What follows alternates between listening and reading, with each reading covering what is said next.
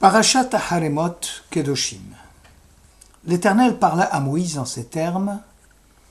Parle aux enfants d'Israël et dis-leur, c'est moi l'Éternel, qui suis votre Dieu. Les pratiques du pays d'Égypte où vous avez demeuré, ne les imitez pas.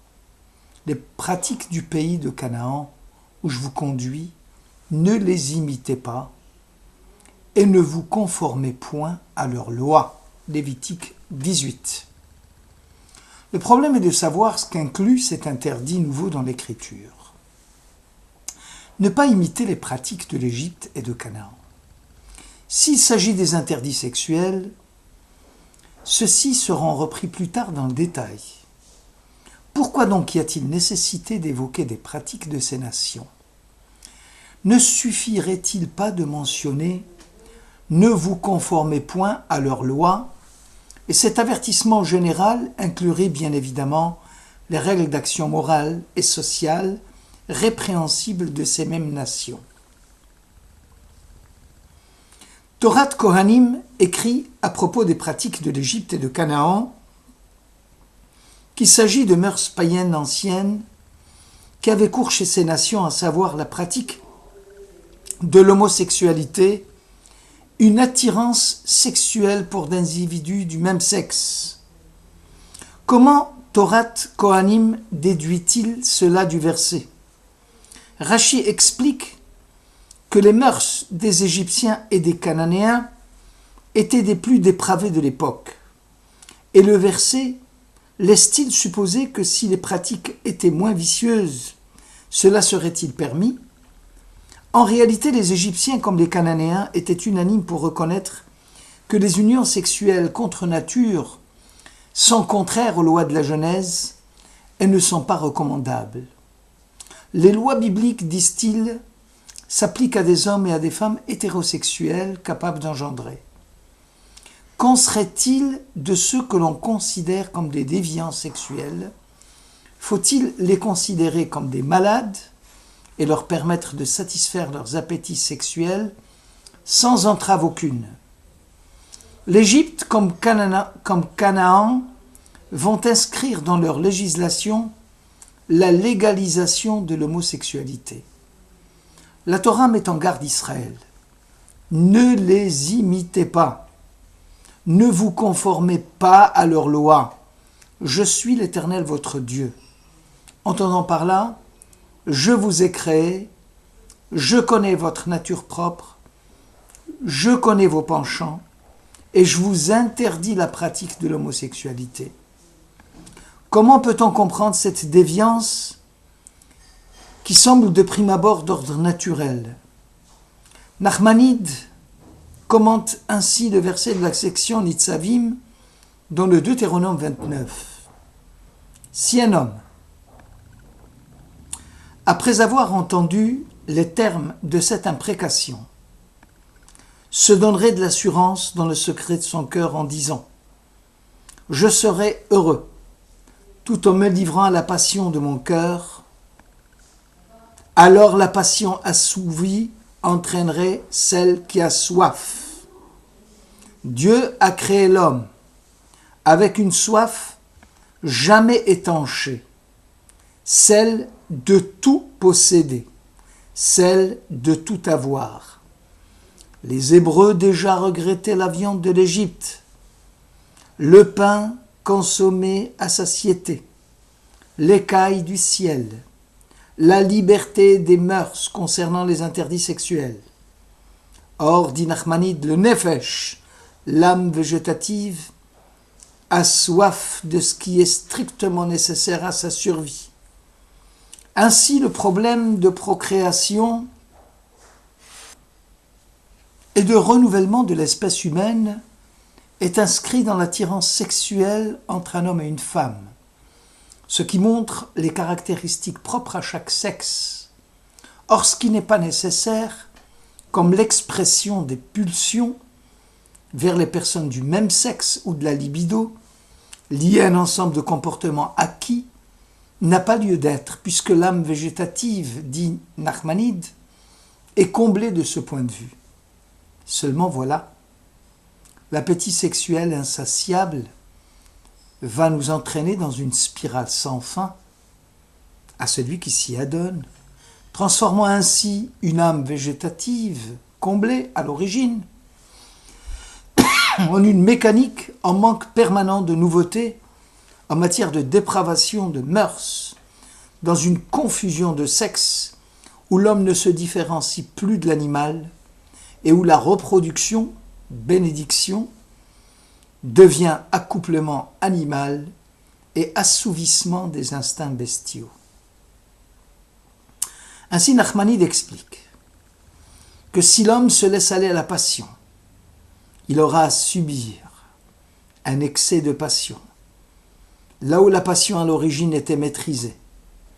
Ici, la passion marquerait le moment où le désir passager ponctuel est devenu capable non seulement de se subordonner et de subordonner l'ensemble des autres désirs particuliers, mais encore d'organiser, d'orienter et d'imprimer sa forme à l'ensemble de la personnalité.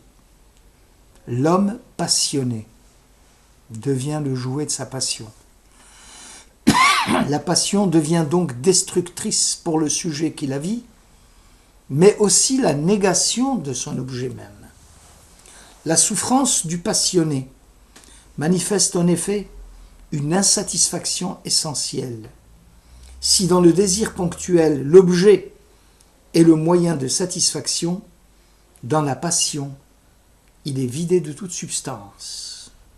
L'abus en matière sexuelle n'est plus le désir que recherche l'individu, mais un mode par lequel le passionné se rapporte au monde ou le perçoit. Si l'homosexualité est perçue comme une pathologie à soigner, Nachmanide soutient que l'excès du désir, qui déborde et qui brise toute retenue, en est le seul responsable. C'est ce qui affirme avec force le verset « C'est moi l'Éternel qui vous ai créé, qui connaît à fond vos penchants et qui vous fixe les interdits sexuels sans exception aucune. C'est moi l'Éternel qui ai placé mon nom ineffable en vous. Je vous ai affranchi de toute servitude, y compris de vos passions, en vous donnant la force pour soumettre vos penchants. Si seulement vous obéissez à mes statuts et vous respectez mes lois dans votre conduite, alors c'est moi l'Éternel qui suis votre Dieu. Or Achaïm pense que ces deux conditions sont nécessaires pour ne pas succomber à la dépravation des mœurs. Il pose la question: pourquoi la Torah est-elle obligée de mentionner les pratiques des Égyptiens où vous avez séjourné? Y a-t-il une autre contrée où nous avions demeuré? De même l'évocation du pays de Canaan où je vous conduirai. Y a-t-il un autre pays portant le même nom? Le texte biblique, laconique à l'accoutumée, que vient-il signifier de particulier ici? Étant donné que les interdits sexuels sont une passion aveugle qui conduit l'homme à un état de dépendance et de souffrance, et qu'il devient difficile pour lui de s'en détacher, la Torah donne le mode d'emploi pour en guérir. Laver les yeux et s'abstenir de voir des spectacles ou des photographies suggestives. Ne pas laisser son imagination vagabonder, car elle devient une puissance de divagation et de mensonge, ne donnant aucun critère pour distinguer le vrai du faux, le virtuel du réel. En ayant séjourné en Égypte, Israël ne pouvait s'empêcher de voir les choses qui rendent impure la vue.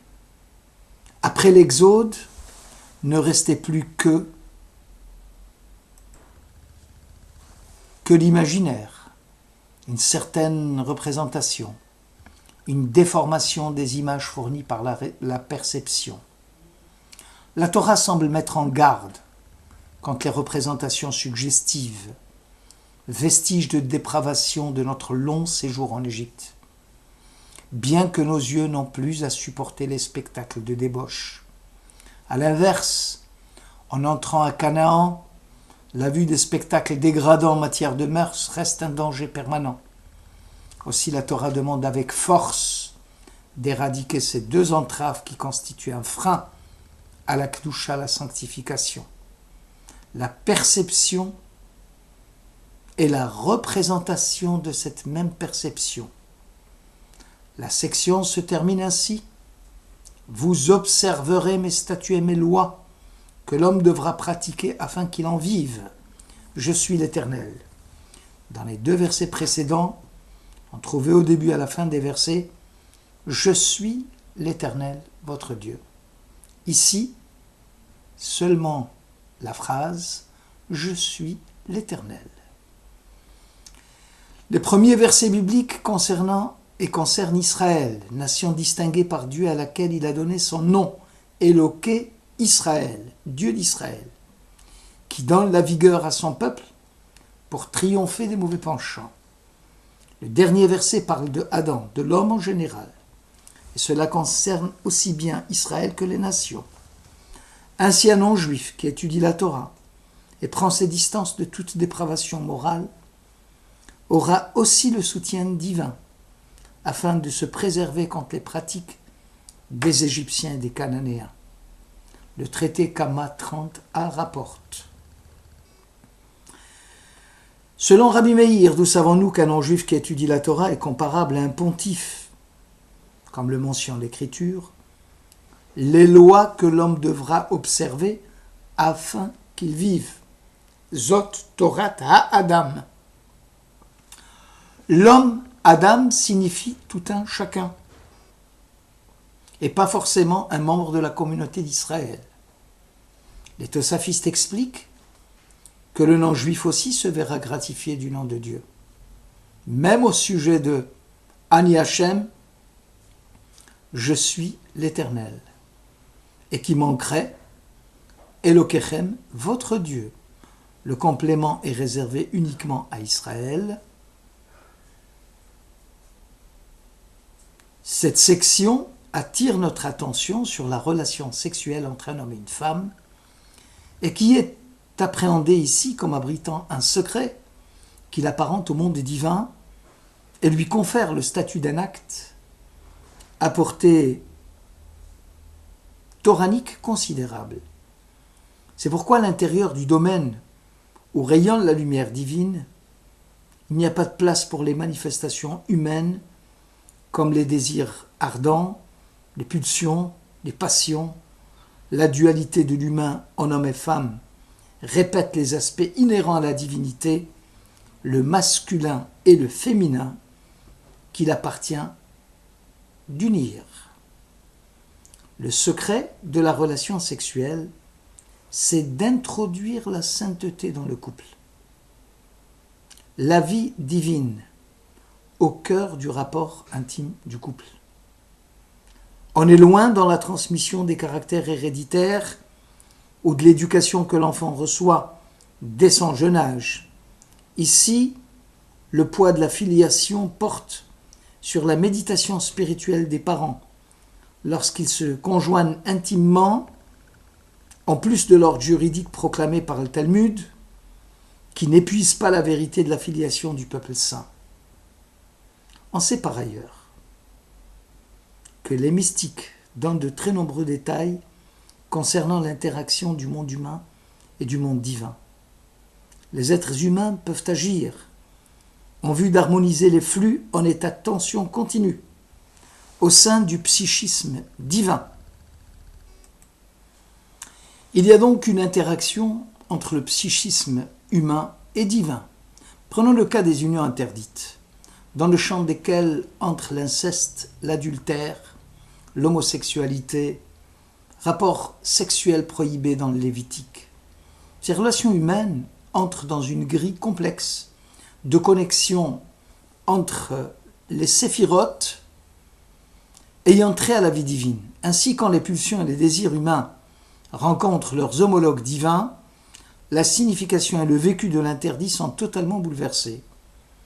L'interdit est dédramatisé comme le fait le Talmud. qui explique l'origine de l'humanité découlant d'un certain nombre de relations plus tard prohibées, ou encore la constitution des tribus d'Israël comme issue de mariage avec les sœurs.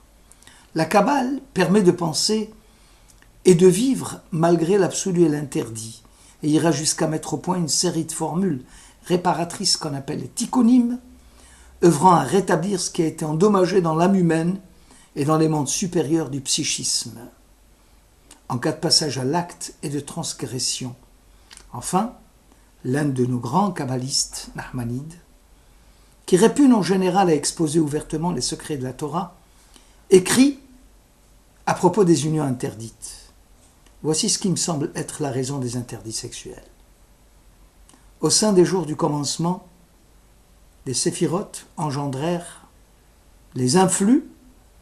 À partir de là, s'est produite l'union des séphirotes. Après les 6 jours, ils ne produisirent plus les influx nouveaux et tout l'accroissement ne sort que des influx précédents. Selon ce modèle, tous les proches parents issus d'une même branche et d'une même source, du côté des descendants, comme les sœurs, comme la femme de son frère, qui est comme son corps et comme sa fille, comme sa bru, qui est comme son propre fils, ainsi que du côté des ascendants, son père, son grand-père, leur femme, ce sont des sources qui ne peuvent pas s'accroître.